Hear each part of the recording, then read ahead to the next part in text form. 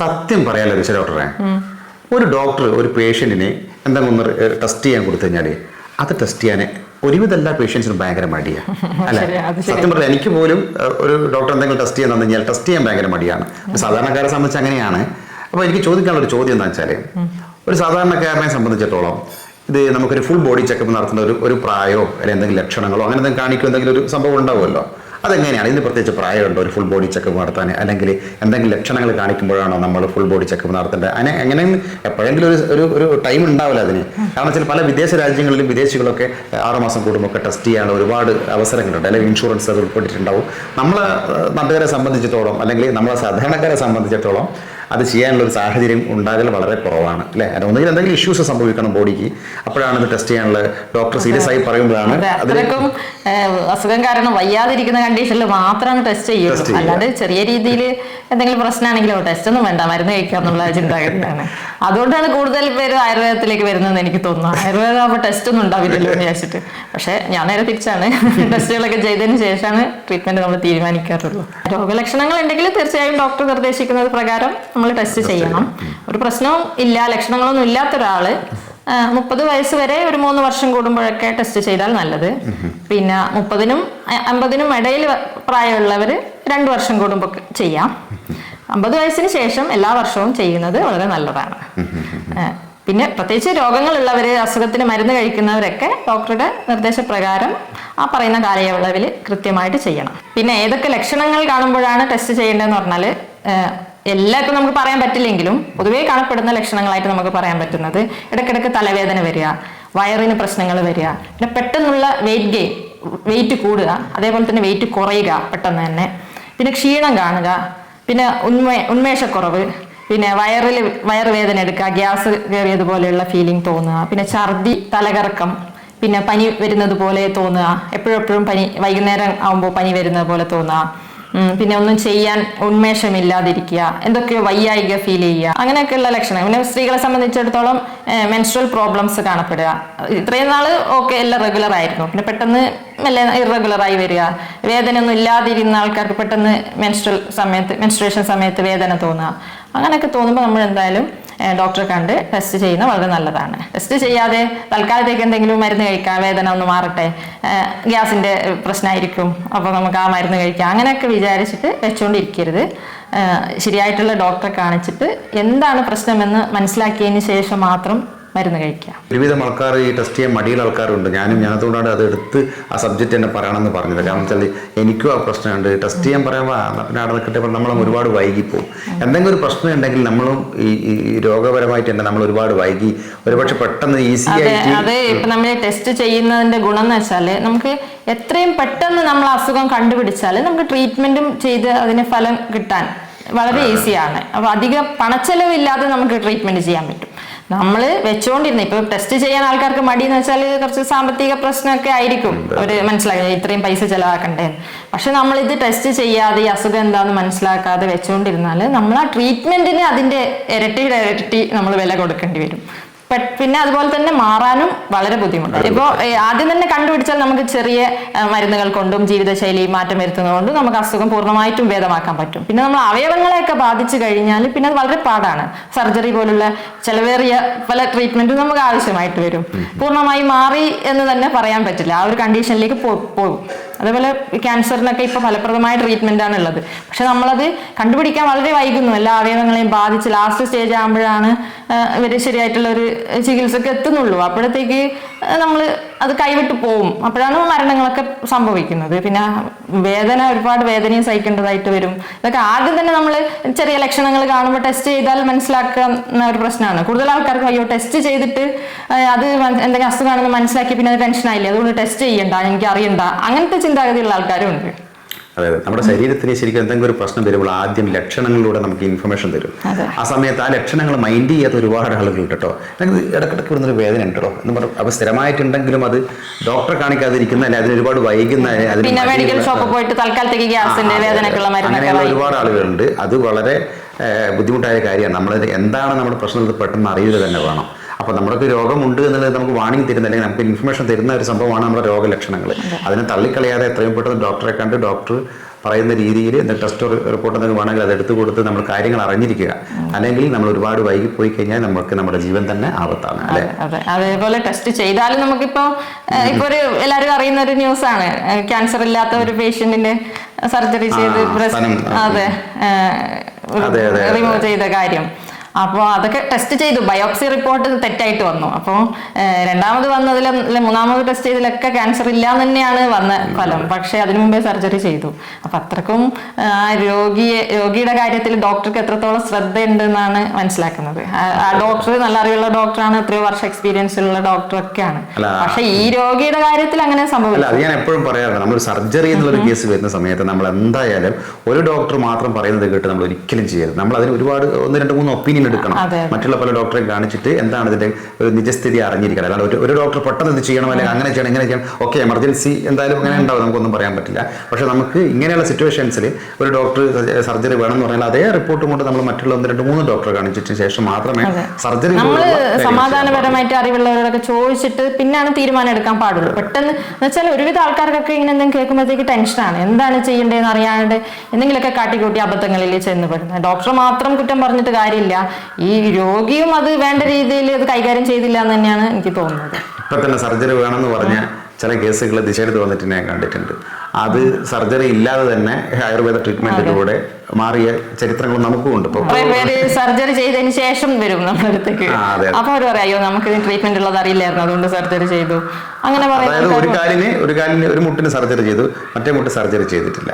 അപ്പൊ ഈ സർജറി ചെയ്ത മുട്ടിന് വീണ്ടും വേദനയുണ്ട്, സർജറി ചെയ്യാത്ത മുട്ടിനും വേദനയുണ്ട്. അപ്പൊ നമ്മൾ ട്രീറ്റ്മെന്റ് ചെയ്യുന്ന സമയത്ത് ദിശ ട്രീറ്റ്മെന്റ് ചെയ്യുന്ന സമയത്ത് ഈ ഓപ്പറേഷൻ ചെയ്യാത്ത മുട്ടിൻ്റെത് രോഗം മാറുന്നത്. നേരെ വെച്ചിട്ട് ഓപ്പറേഷൻ ചെയ്ത സംഭവം മാറാൻ കുറച്ച് പൂർണ്ണമായി മാറി എന്ന് പറയാൻ പറ്റുന്ന അവസ്ഥകൾ ഉണ്ടാവാറുണ്ട്. അപ്പൊ നമ്മൾ ഇത് ഒരു കത്തി വെക്കുമ്പോൾ, നമ്മുടെ ശരീരത്തിൽ കത്തി വെക്കുമ്പോൾ വളരെ കെയർഫുൾ ആയിരിക്കണം. ആരെങ്കിലും ഒരാൾ പറയുന്നത് കേട്ട് ചെയ്യാൻ പാടില്ല. അത് എത്ര വിദഗ്ധനായ ഡോക്ടറാണെങ്കിൽ ശരി, നമ്മൾ വേറെ 2, 3 ഡോക്ടേഴ്സിന്റെ ഒപ്പീനിയൻ നിർബന്ധമായി എടുക്കുക അല്ലെ. നമ്മളടുത്ത് വരുന്ന പേഷ്യൻസിന് നമ്മൾ വന്നപാടെ മരുന്ന് കൊടുത്ത് വിടാറില്ല. നമ്മൾ പൂർണ്ണമായും ടെസ്റ്റ് ചെയ്ത് അസുഖത്തിനെ കുറിച്ച് പൂർണ്ണമായ ആ രോഗിക്ക് അതിനുള്ള അവയർനെസ് കൊടുത്തതിന് ശേഷം മാത്രമാണ് നമ്മൾ ട്രീറ്റ്മെന്റ് തുടങ്ങാറുള്ളൂ. അപ്പൊ ഓരോ രോഗിക്കും നമ്മൾ കൃത്യമായി ആ സമയവും കൊടുത്ത്, എന്ത് തിരക്കാണെങ്കിൽ ആ പേഷ്യന്റിന് കൊടുക്കേണ്ട സമയം നമ്മൾ പൂർണ്ണമായും കൊടുത്തതിന് ശേഷം മാത്രമാണ് നമ്മൾ വിടാറുള്ളൂ. അല്ല, നമ്മളതിന് സമയം ഒരു പേഷ്യന്റിന്റെ ജീവൻ തന്നെ വളരെ പ്രധാനപ്പെട്ടതാണ് ഡോക്ടറെ സംബന്ധിച്ചിടത്തോളം. ഇപ്പൊ നേരത്തെ പറഞ്ഞ ന്യൂസിൻ്റെത് എനിക്കും വളരെ വിഷമം തോന്നിയ ഒരു കാര്യമാണ്. ഡോക്ടറുടെ രണ്ടാമത്തെ റിപ്പോർട്ട് വന്നപ്പോൾ ക്യാൻസർ ഇല്ല, ഓപ്പറേഷൻ ചെയ്ത് കഴിഞ്ഞു, എന്തിനാ തിരക്ക് കൂട്ടുന്നത്? അല്ല, റിപ്പോർട്ട് മുമ്പേ വന്നിട്ടുണ്ട്, അതിനുശേഷം തന്നെയാണ് സർജറി ചെയ്തത്. പക്ഷെ ആ ഡോക്ടറുടെ ശ്രദ്ധയിൽപ്പെട്ടില്ല ആ റിപ്പോർട്ടുകളൊന്നും. ശ്രദ്ധയിൽപ്പെടണം. ഒരു ജീവൻ എന്ന് പറയുമ്പോൾ അത് തമാശ കളിക്കാനുള്ളതല്ല, അത് ആരുടേതാണെങ്കിലും ശരി. അപ്പോൾ നമ്മുടെ ജീവനിൽ നമുക്ക് മാത്രമേ വിലയുള്ളൂ. അപ്പോൾ നമ്മളാണ് കെയർഫുൾ ആവേണ്ടത്. അവർക്കൊരു 100 കേസുകൾ ഒരു ദിവസം അറ്റൻഡ് ചെയ്യുന്നതായിരിക്കാം. പക്ഷെ ഓരോരുത്തർക്കും അവരവരുടെ ജീവനാണ് പ്രധാനം. അപ്പോൾ നമ്മളെ ജീവൻ കാത്തു സൂക്ഷിക്കേണ്ടത് നമ്മുടെ ഉത്തരവാദിത്തമാണ്. അപ്പോൾ നമ്മൾ കെയർഫുൾ ആവുക. അപ്പോൾ ഡോക്ടർമാർ മാത്രം നമ്മൾ ഈ ഒരു കാര്യത്തിൽ, ഞാൻ പറഞ്ഞില്ല നേരത്തെ പറഞ്ഞല്ലോ, ഒരാളെ പറയുന്ന തന്നെ കേട്ടിട്ട് ഒരിക്കലും ചെയ്യാൻ പാടില്ല. പിന്നെ ലാബിലെ ടെസ്റ്റിന് മാത്രം നമ്മൾ ഒരിക്കലും ഡിപ്പെൻഡ് ചെയ്യരുത്. പല ലാബിൽ ചെയ്യുന്ന റിപ്പോർട്ട് പലതരത്തിൽ വരാം, ബ്ലഡ് ടെസ്റ്റും സ്കാനിങ്ങും ഒക്കെ പലതരത്തിൽ വരാം. അപ്പൊ നമ്മൾ അതിനെ മാത്രം ഡിപ്പെൻഡ് ചെയ്തിട്ട് നമ്മളൊരു സർജറി ചെയ്യാന്ന് പറഞ്ഞാൽ തെറ്റാണ്. ആ രോഗിയുടെ കണ്ടീഷൻ എന്താണ്, അവരുടെ ഇപ്പോഴത്തെ ബുദ്ധിമുട്ട്, സർജറി ചെയ്യുക തന്നെ ആണോ, അത് മാത്രമേ ഉള്ളൂ ഓപ്ഷൻ എന്നൊക്കെ നോക്കിയിട്ട് മാത്രമേ ചെയ്യാൻ പാടുള്ളൂ. അല്ലാണ്ട് ഒരു ലാബ് റിപ്പോർട്ട് കണ്ട പാടെ അത് സർജിക്കൽ കണ്ടീഷൻ ആണെന്ന് പറഞ്ഞ് പോയി ചെയ്യാനൊന്നും പാടില്ല.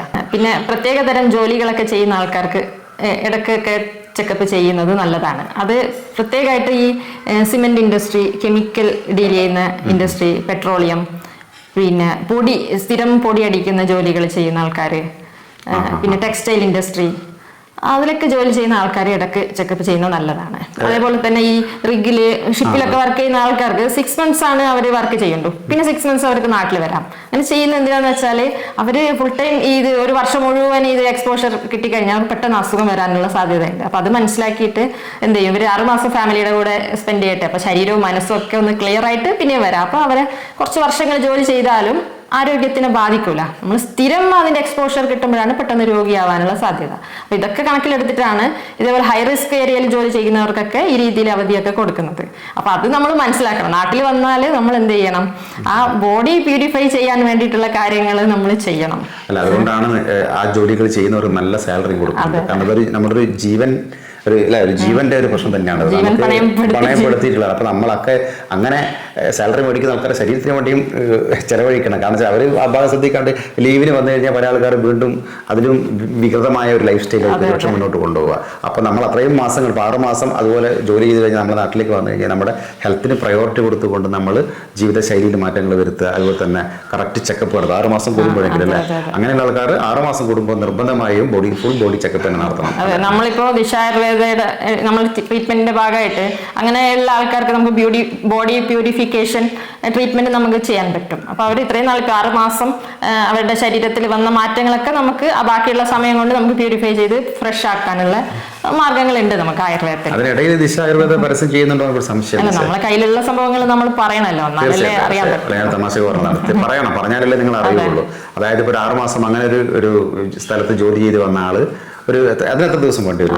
1 month ഒക്കെ. ആ അസുഖമൊന്നും ഇല്ലാത്ത ആൾക്ക് ഒരു ഹെൽത്തി പേഴ്സൺ, അതിപ്പോ നമ്മൾ നോക്കിയാലേ അറിയാൻ പറ്റൂ. അവര് പറയും ഞാൻ ഹെൽത്തി ആണെന്ന് പറഞ്ഞാലും നമ്മൾ ചെക്ക് ചെയ്ത് നോക്കിയാലാണ് പറയാൻ പറ്റുള്ളൂ ഹെൽത്തി ആണോ എന്താണ് കണ്ടീഷൻ ഒക്കെ. അപ്പൊ ഒരു പ്രശ്നം ഇല്ല എന്ന് കണ്ടാൽ 1 മാസമൊക്കെ മതിയാവും. എന്നോട് ചോദിക്കുകയാണെന്ന് ആകെ പിന്നീടുള്ള ഒരു 6 മാസത്തേക്ക് ലീവിന് വരുന്നത്. അപ്പൊ 6 മാസത്തിൽ നമ്മുടെ വലിയൊരു സമയം ട്രീറ്റ്മെന്റ് ആയിട്ട് ചെലവഴിക്കാൻ അവർക്ക് കഴിയില്ല. അപ്പൊ ഒരു മാസം വേണ്ടി 1 മാസം വേണ്ടി വരും. പിന്നെ എന്തെങ്കിലും അസുഖമൊക്കെ ഉണ്ടെങ്കിൽ അതിനനുസരിച്ചിട്ട് മിനിമം എത്ര വേണ്ടി വരും? ഒരു രോഗിയല്ലാത്ത ഒരാളെ മിനിമം 2 weeks ഒക്കെ. 2 weeks. അപ്പൊ അതായിരിക്കും നിങ്ങൾ ശ്രദ്ധയിൽപ്പെടുക എന്ന് എനിക്ക് നന്നായിട്ട് അറിയാം. കാരണം വെച്ചാൽ ഭക്ഷണക്രമങ്ങളൊക്കെ ഉണ്ടാവും അതിന്. അപ്പോൾ നമുക്കൊരു 2 weeks അതിന് വേണ്ടി മാറ്റി വെക്കുക. അപ്പോൾ നമ്മുടെ ബോഡി ഒന്നും കൂടെ പ്യൂരിഫൈ ചെയ്ത് വരും അല്ലേ. നമ്മള് ഒരു 10 വർഷം മുമ്പേ നമ്മുടെ ശരീരം എങ്ങനെയായിരുന്നു ആ രീതിയിലേക്ക് നമുക്ക് തിരിച്ചു കൊണ്ടുവരാൻ പറ്റും. അപ്പൊ നമുക്ക് 2 weeks കൊണ്ട് പറ്റും. 2 weeks കൊണ്ട് പറ്റും. 2 weeks കൊണ്ട് പറ്റും. ഒരു രോഗി അല്ലാത്ത ഒരാളെ രോഗിയുള്ള ആൾക്ക് ആ 2 weeks വരെ ചിലപ്പോൾ 1 month അത് ഡിപ്പെൻസ് ആണ്. ചില ആൾക്കാർക്ക് ഇത് ഓരോ ദിവസത്തെ കണ്ടീഷൻ നോക്കിയിട്ടാണ് ഇത് എപ്പോൾ നിർത്തണം അല്ലെ എപ്പോൾ തുടങ്ങണം എന്നൊക്കെ തീരുമാനിക്കുന്നത്. ഇപ്പൊ ഒരുവിധപ്പെട്ട എല്ലാ ലാബുകാരും പല ഓഫേഴ്സും കൊടുക്കുന്നുണ്ട്. ഒരു executive checkup, normal checkup, routine checkup എന്നൊക്കെ പറഞ്ഞ് പലതരത്തിലുള്ള ഫുൾ ബോഡി ചെക്കപ്പുകൾ കൊടുക്കുന്നുണ്ട്. പക്ഷെ ഇതൊക്കെ ആൾക്കാർ ചെയ്യുന്നുണ്ട് കുറെ പേര്. പക്ഷെ ഇത് ഈ റിപ്പോർട്ട് കിട്ടിക്കഴിഞ്ഞാൽ പിന്നെ നെക്സ്റ്റ് എന്താണ് ചെയ്യേണ്ടതിനെ കുറിച്ചിട്ട് ഒരു ധാരണയില്ലാത്തത് സാധാരണക്കാർക്ക് ഒരു ഡോക്ടറെ പോയി കാണാനും ആ ഡോക്ടർ പറയുന്നത് പോലെ ചെയ്യാനൊക്കെ ഉള്ള കുറെ പ്രശ്നങ്ങളുണ്ട്. നേരിട്ട് ഡോക്ടറെ പോയി കാണാൻ പ്രശ്നമില്ലെങ്കിൽ പോയി കാണാൻ വളരെ മടിയാണ്. ഇനിയിപ്പോ ആ ഡോക്ടർ കുറെ മരുന്നൊക്കെ തരുമല്ലോ, ഇപ്പൊ അതിന് കുറെ പൈസ ആവുമല്ലോ എന്നൊക്കെ വിചാരിച്ചാൽ കൊളസ്ട്രോളിന്റെ പ്രശ്നം ഉണ്ടെന്നൊക്കെ അറിയായിരിക്കും. അപ്പൊ പിന്നെ അത് കൊളസ്ട്രോൾ കുറച്ച് കൂടുതലുണ്ട്. പക്ഷെ ഇവര് ഒരു മാറ്റവും വരുത്തുന്നില്ല. ലൈഫ് സ്റ്റൈലാണെങ്കിലോ ഫുഡിന്റെ കാര്യത്തിലാണെങ്കിലും ഒരു മാറ്റവും വരുത്തുന്നില്ല. പക്ഷെ ചെക്ക് ചെയ്തിട്ട് ഉണ്ടെന്ന് മനസ്സിലാക്കി ടെൻഷൻ അടിച്ചു. ശരിക്കും എന്താണ് ഈ ദിശ ആയുർവേദക്ക് എന്താണ് ഇതിൽ ചെയ്യാൻ കഴിയുക? തീർച്ചയായിട്ടും നമുക്ക് പലതും ചെയ്യാൻ പറ്റും. പക്ഷേ ഇങ്ങനെ റിപ്പോർട്ട് കൈ കിട്ടി കഴിഞ്ഞാൽ അത് എത്ര വേണമെന്നുള്ള റിപ്പോർട്ട് നോക്കിയിട്ട് അതിനുള്ള ട്രീറ്റ്മെന്റ് കൊടുത്തിട്ട് എത്ര ദിവസം കൊണ്ട് നമുക്ക് നോർമൽ സ്റ്റേജിലേക്ക് അവർക്ക് വേണ്ട സംഭവത്തിലേക്ക് എത്തിച്ചു കൊടുക്കാൻ പറ്റും? നമ്മളടുത്ത് ഇപ്പോൾ ഒരുപാട് പേഷ്യൻസ് അങ്ങനെ വരുന്നുണ്ട്. എന്ന് വെച്ചാൽ പ്രത്യേകിച്ച് അസുഖങ്ങളൊന്നും ഇല്ല, പക്ഷെ ഒരു ഹെൽത്ത് കോൺഷ്യസ് ആയിട്ടുള്ള ആൾക്കാർ ഇതുപോലെ ചെക്ക് ചെയ്തിട്ട് ചില പ്രശ്നങ്ങൾ കണ്ടു കഴിഞ്ഞാൽ നമ്മളെ വിളിച്ച് വരാതിരിക്കാൻ വേണ്ടിയിട്ടുള്ള ട്രീറ്റ്മെന്റ് ചെയ്യാൻ വരും. ഇത് ഏറ്റവും പെട്ടെന്ന് തന്നെ നമുക്ക് നോർമൽസിയിലേക്ക് എത്തിക്കാൻ പറ്റുന്ന ഒരു കണ്ടീഷനാണ്. ഇങ്ങനെയുള്ള പ്രത്യേകിച്ച് രോഗലക്ഷണങ്ങളൊന്നും ഉണ്ടാവില്ല, പക്ഷെ ചെറിയ ബ്ലഡ് പാരാമീറ്റേഴ്സിൽ ചെറിയ വേരിയേഷൻസ്. അപ്പം ഇങ്ങനെയുള്ളവർക്ക് 1 മാസം കൊണ്ട് തന്നെ നമുക്ക് അത് കംപ്ലീറ്റ് ആയിട്ട് നോർമലിലേക്ക് കൊണ്ടുവരാൻ പറ്റും. ഇനി അങ്ങോട്ടേക്ക് അസുഖമായി വരാതെയും ഭാവിയിൽ നല്ല ഹെൽത്തി ആയിട്ട് ജീവിക്കാനുള്ള എല്ലാ സാഹചര്യങ്ങളും നമ്മൾ സെറ്റ് ചെയ്ത് കൊടുക്കും. അപ്പൊ അത് കുറച്ചൊക്കെ നമ്മൾ ഫുഡിൽ കാലാകാലമല്ല, 1 മാസം ചെറിയൊരു ഡയറ്റ് കൺട്രോൾ, പിന്നെ എക്സസൈസ്, പിന്നെ നമ്മളെ ലൈഫിനെ അങ്ങോട്ടേക്ക് ഏത് രീതിയിൽ മുമ്പോട്ട് പോകണം, ഹെൽത്തി ആയിട്ട് എങ്ങനെ ജീവിക്കാം, അതിനെക്കുറിച്ചൊക്കെ ഉള്ള ഒരു ഗൈഡൻസ് ആണ് നമ്മൾ കൊടുക്കുന്നത്. അത് പ്രോപ്പറായിട്ട് ഫോളോ ചെയ്യുന്നവർക്ക് അതിന്റെ റിസൾട്ട് ഉണ്ട്. പിന്നെ വേറൊരു അലോപ്പതി മെഡിസിൻസോ ആയുർവേദ മെഡിസിൻസോ തന്നെ ഇല്ലാതെ നല്ല രീതിയിൽ സന്തോഷമായിട്ട് ജീവിതം മുമ്പോട്ട് പോകാൻ പറ്റും. അതായത് രോഗലക്ഷണങ്ങളൊന്നും ഇല്ലാത്ത ആളുകൾ ഈ ഒരു ട്രീറ്റ്മെന്റ് ചെയ്യുമ്പോൾ വളരെ ചുരുങ്ങിയ ദിവസം കൊണ്ട് തന്നെ നോർമൽ സ്റ്റേജിലേക്ക് എത്താൻ പറ്റുന്നതാണ്. കാരണം നമ്മൾ രോഗലക്ഷണം കൊണ്ട് വരുമ്പോഴാണ് അത് രോഗവും കൂടെ ശരിയാക്കണം, പിന്നെ അതുപോലെ തന്നെ നമ്മുടെ മറ്റുള്ള കാര്യങ്ങളൊക്കെ ശരിയാക്കേണ്ട ഒരു സിറ്റുവേഷൻ വരും. ഒരു പ്രശ്നമില്ലാത്ത സമയത്ത് നമ്മൾ ചിലപ്പോൾ ഞങ്ങളിപ്പോൾ 1 മാസം പറഞ്ഞ ഒരു പേഷ്യന്റ് ഒരു പ്രശ്നമില്ലാതെ വന്നിട്ട് റിപ്പോർട്ട് കൊണ്ടുവന്ന് 1-2 കാര്യങ്ങൾ ശരിയാക്കാനുള്ളൂ എങ്കിൽ അതൊരു പക്ഷേ 5 ദിവസം കൊണ്ടോ ചിലപ്പം 7 ദിവസം കൊണ്ടോ 10 ദിവസം കൊണ്ടോ അത് നോർമൽ സ്റ്റേജിലേക്ക് പോകുന്ന ആളുകളുണ്ട്. പിന്നെ അത് ആ ഒരു രീതിയിൽ വരാതിരിക്കാനുള്ള കാര്യങ്ങളൊക്കെ പറഞ്ഞു അതുപോലെ ഫോളോ ചെയ്താൽ പിന്നെ ഒരിക്കലും അങ്ങനെ ഒരു പ്രശ്നം വരില്ല അവർക്ക്. അതായത് എല്ലാവരുടെയും പ്രശ്നം വെച്ചാൽ എന്താണ് നല്ലതെന്ന് വിചാരിച്ച് ചെയ്യുന്ന പല കാര്യങ്ങളും വലിയ തെറ്റുകളാണ്. ഇപ്പൊ ചില ഭക്ഷണങ്ങൾ തന്നെ എന്റെ ശരീരത്തിൽ നല്ലതാണെന്ന് വിചാരിച്ചില്ലാത്ത പൈസ ഒക്കെ കൊടുത്തിട്ടാണ് ഇത് വാങ്ങി കഴിക്കുന്നത്. ആ ഒരൊറ്റ കാരണം കൊണ്ട് നമ്മൾ നെത്തിരോഗിയെ മാറാനുള്ള സാധ്യതകൾ ഉണ്ടാവും ഭാവിയിൽ. അപ്പൊ ഈ തെറ്റുകൾ തിരിച്ചറിയുക എന്നുള്ളതാണ്. ഞങ്ങളിപ്പം ദിശയുടെ പേഷ്യൻസ് ചെയ്ത് കൊടുക്കുന്നത് ഇന്ന സംഭവം പറ്റില്ല, നിങ്ങൾ ഇന്ന സംഭവം കഴിക്കാൻ പാടില്ല കേട്ടോ. ചില ആളുകൾക്ക് അത് ആ കാര്യം കഴിക്കാൻ പറ്റില്ല. ചില കഴിക്കാൻ പാടില്ല എന്ന് പറഞ്ഞത് ഒരിക്കലും കഴിക്കരുത് എന്നല്ല നമ്മൾ ഉദ്ദേശിക്കുന്നത്. അവര് ഒരുപാട് കഴിച്ചത് കൊണ്ടായിരിക്കും പ്രശ്നം വന്നത്. ഒരുപാട് കഴിച്ചത് മാത്രം മാത്രമല്ല ചില കാര്യങ്ങൾ ചില ആൾക്കാർ നല്ലതാണ് സ്ഥിരമായി കഴിച്ചുകൊണ്ടിരിക്കുന്നുണ്ട്. ദിവസവും അത് കഴിച്ചു പോകുമ്പോഴാണ് അത് കാരണം മാത്രം ജീവിതം വളരെ കൊഞ്ഞാട്ടായ ഒരുപാട് ആളുകൾ കൂടെ ഉണ്ട്. അത് മനസ്സിലാക്കാൻ അതെ, അവരെന്നിട്ട് സങ്കടത്തോടെ ഇത് തിരിച്ചറിഞ്ഞു കഴിഞ്ഞാൽ സങ്കടത്തോടെ പറയും, ഓ ഞങ്ങൾ നല്ലതെന്ന് വിചാരിച്ചു ഇല്ലാത്ത പൈസയും കൊടുത്തിട്ടാണ് ഇത് കഴിച്ചുകൊണ്ടുണ്ടായിരുന്നത്, റിസ്ക് എടുത്തിട്ടാണ്, ഞങ്ങൾക്ക് ഇഷ്ടമല്ലായിരുന്നു, പക്ഷെ ഇത് അറിയില്ലായിരുന്നു, ഞങ്ങൾ നല്ലത് വിചാരിച്ച് ചെയ്തു ഇങ്ങനെ ആയിപ്പോയല്ലോ എന്ന് വിഷമിക്കുന്ന ആൾക്കാരുണ്ട്. നെക്സ്റ്റ് നമ്മൾ ഇടയ്ക്കിടയ്ക്ക് ചെക്കപ്പ് ഒക്കെ ചെയ്യേണ്ട ഒരു കാറ്റഗറി എന്ന് പറഞ്ഞാൽ സ്ഥിരമായി മദ്യപിക്കുന്ന ആൾക്കാർ, സ്മോക്കിംഗ് നല്ല രീതിയിലുള്ള ആൾക്കാർ, പിന്നെ ഇപ്പൊ പറയണ്ടല്ലോ മയക്കുമരുന്ന് അതുപോലുള്ള പലതരം സബ്സ്റ്റൻസ് യൂസ്, അതായത് സ്വന്തം ശരീരത്തിന് നല്ലതല്ല എന്ന രീതിയിൽ ദുശീലങ്ങളുള്ള ആളുകൾ ഇടക്കിടക്ക് ചെക്ക് ചെയ്യണം. അതെങ്ങനെ സമയം എങ്ങനെയാ അതിന്? അത് ഒരു 6 മാസം കൂടുമ്പോഴെങ്കിലും. അത് 6 മാസം മീൻസ് നമ്മുടെ ജോലി ചെയ്യുന്ന ആൾക്കാർ അല്ലെ, അവിടെ റെഗുലൊക്കെ ജോലി ചെയ്യുന്ന ആൾക്കാരെ പോലെ അവരും ഈ ദുശീലങ്ങൾ കാരണം നമ്മുടെ ശരീരത്തിൽ കിഡ്നി ലിവറിനൊക്കെ ബാധിച്ചിട്ടുണ്ടോ എന്നൊക്കെ പറഞ്ഞു. പക്ഷെ ഇത് ചെക്ക് ചെയ്തുകൊണ്ട് നമുക്ക് പരിവർത്തനം വരണം, അല്ലാണ്ട് മദ്യപാനം ഇങ്ങനെ കണ്ടിന്യൂ ചെയ്തുകൊണ്ട് പോവാ, ചെക്കപ്പ് ചെയ്യുക, അതിൽ പ്രശ്നങ്ങൾ കാണുക, ടെൻഷൻ അടിക്കുക, അതുകൊണ്ടൊന്നും കാര്യമില്ല. അല്ലെങ്കിൽ ഈ കുടിയന്മാർക്ക് ഇക്കാര്യത്തിൽ ഭയങ്കര പെർഫെക്റ്റ്. ഞാൻ നോക്കുമ്പോൾ കുടിയന്മാർക്ക് കറക്റ്റ് 6 മാസം ചെക്ക് ചെയ്തിട്ട് അതിന് വേണ്ടി രാവിലെ നേരത്തെ എഴുന്നേറ്റിട്ട് കൊടുക്കാൻ ദിവസം കുടിക്കണമല്ലോ, അത് മാത്രം നമുക്ക് ഒഴിവാക്കാൻ പറ്റും. അങ്ങനെയുള്ള ആൾക്കാരുണ്ട്, ഇഷ്ടംപോലെ ഉണ്ട്. കറക്റ്റ് രാവിലെ എഴുന്നേക്കും, എക്സസൈസ് ചെയ്യും, ഓടും, എല്ലാ കാര്യങ്ങളെല്ലാം ചെയ്ത് ഭക്ഷണമൊക്കെ ചെയ്ത്, പക്ഷെ രാത്രി 2 അടിക്കും. മീൻസ് 2 അല്ലാതെ വേണ്ടത് കഴിക്കാം, അതിന് കോംപ്രമൈസ് ഒന്നും ഇല്ല. അതിൽ അത്രയും സന്തോഷം കണ്ടെത്തുന്നുണ്ട്. അല്ല അതുകൊണ്ട് പറഞ്ഞത് അവരൊക്കെ ഇക്കാര്യത്തിൽ മനസ്സിന്റെ സന്തോഷം പ്രധാനമാണ്. ശരീരത്തില് ഇപ്പൊ ഇതുപോലെയുള്ള ലൈഫ് സ്റ്റൈൽ ഫോളോ ചെയ്യുന്ന നല്ല സന്തോഷകരമായിട്ട് ജീവിക്കുന്ന ആൾക്കാർ ഒരു പ്രശ്നമില്ലാണ്ട് 85-90 വയസ്സ് വരെ ജീവിക്കുന്ന ആൾക്കാർ. ഞാനങ്ങനെ അത്ഭുതപ്പെടും. ഇങ്ങനെ ഡെയിലി അടിക്കുന്ന ആൾക്കാരെല്ലാം 90-95 വയസ്സിലൊക്കെ അപ്പോൾ മദ്യമൊന്നും വലിയ പ്രശ്നമൊന്നുമില്ല. പക്ഷെ അതുകൊണ്ട് നമ്മൾ മനസ്സിലാക്കേണ്ടത് മദ്യപിച്ചത് കൊണ്ടാണ് അയാൾ അങ്ങനെ നിന്നത് നല്ല മനസ്സിലാക്കേണ്ടത്. ആൾക്കാർ അത് മാത്രം പിക്ക് ചെയ്യും. അത് അവര് എല്ലാ ദിവസവും മദ്യപിക്കും, ഒരു 90 വയസ്സ് വരെ ജീവിച്ചു, അപ്പൊ അതിന് കാരണം മദ്യമാണെന്ന് പറഞ്ഞിട്ട് ഇവരും തുടങ്ങും. പക്ഷെ ഇവർക്ക് 6 മാസം കൊണ്ട് തന്നെ കിഡ്നിയുടെ ലിവറിനെ ബാധിക്കും. ശരിക്കും പറഞ്ഞാൽ നടന്ന് അടിക്കാൻ നീ സമ്മതിക്കില്ല എന്നർത്ഥം അല്ലെ? ഇതാ സ്ഥിതി, എന്റെ സ്ഥിതി ഊഹിക്കാമല്ലോ. അപ്പോ പുലിക്കൂട്ടിലാണ് കേസ് ഞാൻ കഴിയുന്നത്, എന്താ ചെയ്യാ? അല്ല അപ്പൊ ഈ കൺക്ലൂഷനായിട്ട് എന്താ പറയാനുള്ളത്? ഇതൊന്ന് ചുരുക്കി പറഞ്ഞു കഴിഞ്ഞാല്, അതായത് നമ്മള് പൊതുവെ പറയാനുള്ളത് അസുഖം വന്ന് ചികിത്സിക്കുന്നതിലും നല്ലത് അസുഖം വരാതെ നോക്കുക എന്നുള്ളതാണ്. അതിൽ പ്രധാനപ്പെട്ട ഒരു ഭാഗമാണ് ചെക്ക് ചെയ്യുക, ഏർലി ഡിറ്റക്ഷൻ ഓഫ് ഡിസീസ് എന്ന് പറയും. പ്രത്യേകിച്ച് ഇപ്പൊ ക്യാൻസർ പോലുള്ള രോഗങ്ങൾ അറിയാലോ. അപ്പോൾ അത് പെട്ടെന്ന് നമുക്ക് കണ്ടുപിടിക്കാൻ പറ്റിയാൽ നമുക്ക് എല്ലാത്തിനും ട്രീറ്റ്മെന്റ് ഉണ്ട്, ഫലപ്രദമായിട്ട് അത് ഫുള്ളായിട്ട് മാറ്റാനും പറ്റും. പക്ഷെ ഇത് വൈകും തോറും അത് മാറ്റാനുള്ള സാധ്യത കുറഞ്ഞു വരികയാണ് ചെയ്യുന്നത്. അപ്പോൾ പെട്ടെന്ന് തന്നെ കണ്ടുപിടിക്കുക. എനിക്ക് അസുഖം കണ്ടുപിടിച്ച് കഴിഞ്ഞാൽ ടെൻഷൻ ആവുമല്ലോ എന്ന് വിചാരിച്ച് പേടിച്ച് ടെസ്റ്റ് ചെയ്യാൻ ഒരിക്കലും മടിക്കരുത്. എന്ന് വെച്ചിട്ട് അനാവശ്യമായിട്ട് ടെൻഷൻ അടിച്ചിട്ട് എല്ലാ ടെസ്റ്റുകളും ഇടയ്ക്കിടയ്ക്ക് പോയി ചെയ്ത് അതിൻ്റെ ആവശ്യവും ഇല്ല. ആദ്യം തന്നെ ഒരു ഡോക്ടറെ അടുത്ത് പോവുക, ലക്ഷണങ്ങളോ കാര്യങ്ങളൊക്കെ പറഞ്ഞ് അങ്ങനെ എന്തെങ്കിലും ഉണ്ടെങ്കിൽ അതിനനുസരിച്ചുള്ള ടെസ്റ്റുകൾ എഴുതി വാങ്ങുക, അത് ചെയ്യുക, അതിനുള്ള പ്രോപ്പറായിട്ടുള്ള മാനേജ്മെന്റ് ചെയ്യുക. അല്ലെങ്കിൽ ഒരു പ്രശ്നമില്ലാത്ത ആൾ ഇതേപോലെ എന്താ പറയുക വല്ലപ്പോഴൊക്കെ ടെസ്റ്റ് ചെയ്ത് നോക്കുക, എന്താണ് കണ്ടീഷൻ എന്ന് മനസ്സിലാക്കുക. അപ്പോൾ ഒരു പ്രശ്നം ഇല്ലാന്നുണ്ടെങ്കിൽ നമുക്ക് മനസ്സിന് ഭയങ്കര സന്തോഷമല്ലേ, അപ്പോൾ ആ ഒരു സന്തോഷത്തോടെ നമുക്ക് മുമ്പോട്ട് പോകാമല്ലോ ലൈഫ്. ഇപ്പോൾ പറഞ്ഞതിൻ്റെ ഒരു അർത്ഥം എന്ന് വെച്ചാൽ നമ്മുടെ ദുശീലങ്ങളുള്ളത് അല്ലെങ്കിൽ കെമിക്കൽ അറ്റ്മോസ്ഫിയറിൽ ജോലി ചെയ്യുന്ന ആളുകളൊക്കെ ഒരു 6 മാസം കൂടുമ്പോഴെങ്കിലും ഫുൾ ബോഡി ചെക്കപ്പ് നടത്തുന്നത് നല്ലതാണ്. അതുപോലെ തന്നെ 30 വയസ്സ് വരെയുള്ള നമ്മുടെ രോഗലക്ഷണങ്ങളൊന്നും ഇല്ലാത്ത ആൾക്കാർ ഒരു 3 വർഷം കൂടുമ്പോൾ ഫുൾ ബോഡി ചെക്കപ്പ് നടത്തുക. അതുപോലെ 30 to 50 വയസ്സിനിടയിലുള്ള ആൾക്കാർ ഒരു 2 വർഷം കൂടുമ്പോഴെങ്കിലും ചെക്കപ്പ് നടത്തുക. അതുപോലെ 50 വയസ്സിന് ശേഷമുള്ളവർ എല്ലാ വർഷവും ഫുൾ ബോഡി ചെക്കപ്പ് നടത്തി കഴിഞ്ഞാൽ നമുക്ക് പെട്ടെന്ന് എന്തെങ്കിലും പ്രശ്നങ്ങൾ ഉണ്ടെങ്കിൽ അത് കണ്ടുപിടിക്കാൻ പറ്റും. ഇത് ലക്ഷണങ്ങളൊന്നും ഇല്ലാത്ത ആൾക്കാരാണ്. ഇനി എന്തെങ്കിലും ലക്ഷണങ്ങൾ ഉള്ളവർ ഉടനെ തന്നെ ഡോക്ടറെ കണ്ട് ആ ഡോക്ടർ നിർദ്ദേശിക്കുന്ന ടെസ്റ്റുകൾ ഒരു മടിയും കൂടാതെ ചെയ്യുക. എന്നിട്ട് വേണ്ട അഡ്വൈസ് എന്ന് വെച്ചാൽ ഡോക്ടറെ അടുത്ത് പോയാൽ മരുന്ന് വാങ്ങണം കഴിക്കണം എന്ന് യാതൊരു നിർബന്ധമില്ല. നമുക്ക് നമ്മളുടെ കണ്ടീഷൻ അറിയാൻ വേണ്ടി നമുക്ക് ഡോക്ടറെ അടുത്ത് പോവാം. അങ്ങനെ പോകുന്ന ആൾക്കാർ ചുരുക്കാണ്. അങ്ങനെ പോവാ, ഡോക്ടറോട് കാര്യങ്ങളൊക്കെ സംസാരിക്കുക, ഡൗട്ട്സ് ഒക്കെ ചോദിക്കുക, എന്നിട്ട് ഇതിന് വേണ്ട കാര്യങ്ങളൊക്കെ ചെയ്യുക. അല്ലാണ്ട് ഡോക്ടറെ അടുത്ത് പോയാൽ മരുന്ന് എഴുതി വാങ്ങാന്ന് മാത്രമല്ല, അതാണ് നമ്മൾ ഏറ്റവും തെറ്റായിട്ടുള്ള കാര്യം. ഒരു കാര്യം അങ്ങോട്ടും ഇങ്ങോട്ടും കമ്മ്യൂണിക്കേറ്റ് ചെയ്യില്ല, ഡോക്ടർക്ക് തിരക്കായിരിക്കും, ചോദിക്കാനൊന്നും നേരമില്ല. അപ്പോൾ പനിയുടെ മരുന്ന് എഴുതി വാങ്ങുക, വേദന അതല്ല. ഡോക്ടർ എന്ന് പറഞ്ഞാൽ ഒരു അഡ്വൈസറും കൂടിയാണ്. നമുക്ക് ആ അഡ്വൈസിന് വേണ്ടി ഡോക്ടറെ അടുത്ത് പോകാമല്ലോ, മരുന്ന് വേണമെന്ന് വാങ്ങിക്കണം നിർബന്ധമൊന്നുമില്ല.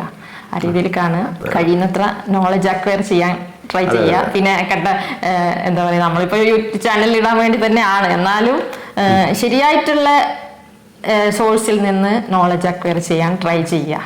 തെറ്റായിട്ടുള്ള കാര്യങ്ങൾ അത് ചെയ്യാതെ അവർക്ക് പ്രത്യേകിച്ച് ഓപ്ഷൻസ് ഇല്ല. എനിക്ക് മനസ്സിലായ ഒരു കാര്യം ഞാൻ പറയാം. കാരണം വെച്ചാൽ നമ്മൾ എന്തൊക്കെ പറഞ്ഞാലും എന്തൊക്കെ ചെയ്താലും ഇപ്പം നമ്മുടെ ജനങ്ങൾ എന്ന് പറഞ്ഞാൽ എല്ലാവരും തന്നെ കൺഫ്യൂസ്ഡ് ആണ്, ആരെ വിശ്വസിക്കണം എന്നുള്ളത്. ഓരോ ഡോക്ടർ ഓരോന്നാണ് പറയുക. അപ്പൊ എന്നോട് തന്നെ കുറെ ആൾക്കാർ ചോദിച്ചിട്ടുണ്ട്, ഡോക്ടർ ഇപ്പൊ നിങ്ങൾ പറയുന്നതാണോ ശരി, അവർ പറയുന്നതാണോ ശരി, അല്ല മറ്റാൾ പറയുന്നതാണോ ശരി, നമുക്ക് മനസ്സിലാവുന്നില്ല. ഓരോരുത്തരും ഓരോ തരത്തിലാണ് പറയുന്നത്, എന്താ ചെയ്യാന്ന്. അതിൽ ഒറ്റ ഓപ്ഷനേ ഉള്ളൂ, നമ്മൾ അറിവുള്ളവരായി തീരുക. ഓരോ കാര്യത്തിനെ കുറിച്ച് നമ്മൾ പഠിച്ചുകൊണ്ടേയിരിക്കും. നമ്മളൊരു മനുഷ്യനല്ലേ, നമ്മുടെ ശരീരത്തിലെ ഓരോ ഭാഗങ്ങളെ കുറിച്ചിട്ടും നമ്മുടെ ശരീരത്തിൽ ഉണ്ടാകുന്ന പ്രശ്നങ്ങളെ കുറിച്ചിട്ടും അപ്പം നമുക്ക് അതിനു വേണ്ടി എന്തൊക്കെ ചെയ്യണം, നമുക്ക് അതാണ് സത്യത്തിൽ ഒരു ജേണി എന്ന് പറയാം. ഇത് ഒറ്റ ദിവസം കൊണ്ട് ചെയ്യാൻ പറ്റുന്നില്ല. നമുക്ക് ആരോഗ്യത്തിനെ കുറിച്ചുള്ള ധാരണ നമ്മൾ പടിപടിയായിട്ട് വിട്ടുപോവാതെ അതൊരു കണ്ടിന്യൂസ് ലേണിംഗ് പ്രോസസ് എന്ന് പറയും. അത് ഡോക്ടേഴ്സ് മാത്രമല്ല, എല്ലാവരും ആരോഗ്യത്തിനെ കുറിച്ചിട്ട് ബോധവാന്മാരായിരിക്കണം. ആരോഗ്യത്തെ കുറിച്ച് ഈ 10 ഡോക്ടർ പറയുമ്പോൾ നമ്മൾ കൺഫ്യൂസ്ഡ് ആവും. അപ്പോൾ നമുക്കൊരു റൂട്ട് ഉണ്ടാക്കിയെടുക്കണം, എന്തായിരുന്നു ശരി എന്നുള്ളത്. അതിനുള്ള ബുദ്ധി നമ്മൾ ഉണ്ടാക്കണം. നമ്മളെല്ലാവരും അറിവുള്ളവരായി തീരുക. അത് തന്നെയാണ് ഇതിനുള്ള സൊല്യൂഷൻ